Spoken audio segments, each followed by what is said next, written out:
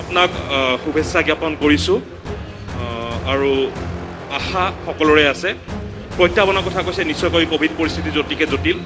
আজি এই অনুষ্ঠানত আহি থাকোঁতে মই দেখিলোঁ বহুকেইটা কণ্টেইনমেণ্ট জ'ন দেখিছোঁ, ক'তো কিন্তু সুৰক্ষা ব্যৱস্থা নাই আৰু বাঁহৰ তলেৰে বহুকেইগৰাকী ব্যক্তি কণ্টেইনমেণ্ট জ'নৰ পৰা বিনা দ্বিধাই ওলাই অহা সময় দৃশ্য পৰিলক্ষিত হৈছিল।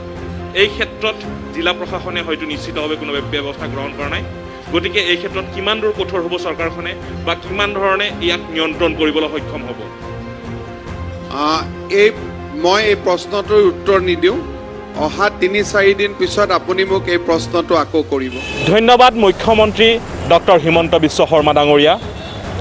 আপুনি শপত গ্ৰহণৰ পাছতেই প্ৰথম যিখন সংবাদমেল সম্বোধন কৰিছিল, তাতে প্ৰাতঃ টাইমৰ তৰফৰ পৰা যি প্ৰশ্ন সোধা গৈছিল যে কণ্টেইনমেণ্ট জ'নসমূহৰ পৰা মানুহে বিনা দ্বিধাই ওলোৱা সোমোৱা কৰি আছিল আৰু তাক লৈ আপুনি উদ্বিগ্নতা প্ৰকাশ কৰি লগে লগে কৈছিল যে ইয়াৰ উত্তৰ 2 দিন বা 3 দিনৰ পিছত দিম আৰু একেটাই প্ৰশ্ন আমাক কৰিবলৈ আপুনি অনুৰোধ জনাইছিল।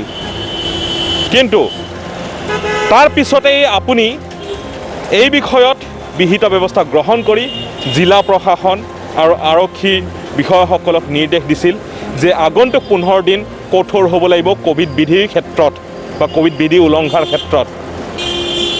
আমি বৰ্তমান আছোঁ ভেটাপাৰা চাৰিআলিৰ এই কণ্টেইনমেণ্ট জ'ন। এইটো বেলতলা তিনিআলি সংলগ্ন পথ। ইয়াতে কণ্টেইনমেণ্ট জ'ন ঘোষণা কৰা হৈছে। ইয়াতে আৰক্ষী মোতায়েন হৈ আছে। ইয়াতে কোনো ধৰণৰ ব্যক্তি ওলোৱা সোমোৱা হয়তো কৰিব পৰা নাই, কিয়নো ইয়াতে সুৰক্ষা ব্যৱস্থা কঠোৰ হৈ আছে। কিন্তু আনখন স্ক্ৰীণত আমি দেখুৱাব বিচাৰিছোঁ কেনেদৰে বিভিন্ন কণ্টেইনমেণ্ট জ'নৰ পৰা কেনেদৰে বিনা দ্বিধাই বিভিন্ন লোক ওলোৱা সোমোৱা কৰি আছে। অকল লোকে নহয়, সেই কণ্টেইনমেণ্ট জ'নত মিস্ত্ৰীসকলে কাম কৰিব গৈছে, কাম কৰি আহি আৰু অন্য অঞ্চলতো কাম কৰিব গৈছে। তেনেস্থলত প্ৰতিদিনে গুৱাহাটী মহানগৰীত 1500তকৈ অধিক লোক আক্ৰান্তৰ যিটো হাৰ, যি পৰিসংখ্যা, সেইটো হ্ৰাস পাবনে? দৈনিক মৃত্যুৰ যিটো হাৰ, সেইটো হ্ৰাস পাবনে? প্ৰতিদিনে বৃদ্ধি পাইছে কৰোণা আক্ৰান্তৰ সংখ্যা। গুৱাহাটী মহানগৰীত প্ৰতিদিনে 1500-1600 হাজাৰৰ অধিক লোক আক্ৰান্ত হৈ আছে, কিয়নো এই কণ্টেইনমেণ্ট জ'নসমূহত কৰোণা ৰোগীৰ আক্ৰান্তৰ লগত সংস্পৰ্শ হৈ বহু লোক বাহিৰলৈ ওলাই আহি আছে আৰু বহু লোকে অন্য ব্যক্তিৰ গাত কৰোণা হয়তো সংক্ৰমিত কৰিছে।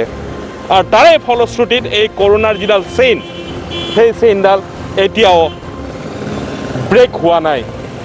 আপুনি জানেনে ইয়াৰ পৰা ওলোৱা সোমোৱা বন্ধ? বন্ধ। কিয় ওলালে আপুনি? মই কাষৰ ঘৰত কামত গৈছিলোঁ। আপুনি বিনা দ্বিধাই সোমাই গৈছে? মানে মই খোজকাঢ়ি সোমাই গৈছোঁ। কোনো চিকিউৰিটি নাই? চিকিউৰিটি নাই। বাইদেউ, কণ্টেইনমেণ্ট জ'ন এইটো, কৰোণাৰ প্ৰভাৱ হৈ আছে ইয়াতে? এইটো চব ব্লাড টেষ্ট ডক্টৰ তাত যাওঁ। এখেতৰ কাৰণটো মই বুজিলোঁ, কিন্তু এখেতে বাহিৰৰ পৰা ইয়াতে সোমাইছে। আপুনি কি কাম কৰে? মই কেইটামান ফুটা কৰিলোঁ এখেতৰ ঘৰত। এইটো আপুনি মিস্ত্ৰী? আপুনি মিস্ত্ৰী আৰু আপুনি ইয়াৰ পৰা ক'ত যাব? ৰুমলৈ যাম। ৰুমলৈ যাব, তাৰপিছত বেলেগত কাম কৰিব যাব? বেলেগত নাযাওঁ আৰু ৰুমতে আৰু কাম কালি নাই নকৰোঁ। কাম নকৰে তাৰমানে? ইয়াৰ পৰা ওলোৱাৰ পাছত আৰু কামেই নকৰে নেকি? ঘৰত যাম। ঘৰত যাব। এটা কথা ক'বলৈ গ'লে স্পষ্টভাৱে প্ৰাতঃ টাইমে এখন ছবি উদঙাই দিছোঁ আমি। গুৱাহাটী মহানগৰীৰ প্ৰতিদিনে 1500তকৈ অধিক লোক কৰোণাত আক্ৰান্ত হৈ আছে। যিবোৰ অঞ্চলত অত্যাধিক হাৰত কৰোণা ৰোগী আক্ৰান্ত হৈছে, কৰোণাত আক্ৰান্ত হৈছে লোক, সেই অঞ্চলসমূহ কণ্টেইনমেণ্ট জ'ন হিচাপে ঘোষণা কৰা হৈছে।